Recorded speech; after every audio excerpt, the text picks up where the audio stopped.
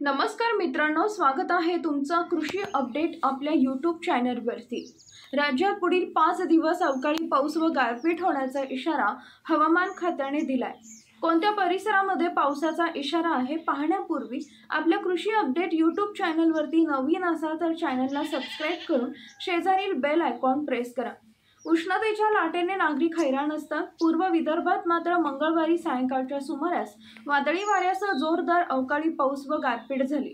त्यामुळे फळबागा, पशुधन आणि घरांचे नुकसान झाले।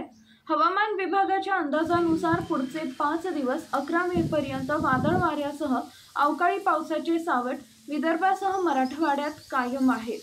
मंगळवारी तापलेले अकोला, अमरावती, वाशिम, बुलढाण्यासह नांदेड, लातूर व हिंगोली जिल्ह्यात तुरळक ठिकाणी वादळी वारा, मेघगर्जना होण्याची शक्यता वर्तवण्यात आली आहे। मंगळवारी देखील राज्यात अनेक शहरात तापमान 40 अंशाच्या वर होते। अगदी विदर्भातही पारा 44 अंशापर्यंत होता।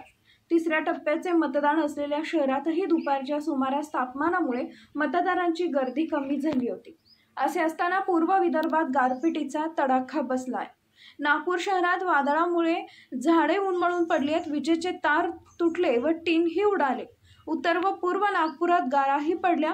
भिवापूर तालुक्यात बैलजोडी व रामटेक तालुक्यात एक बैल वीज पडून ठार झाला।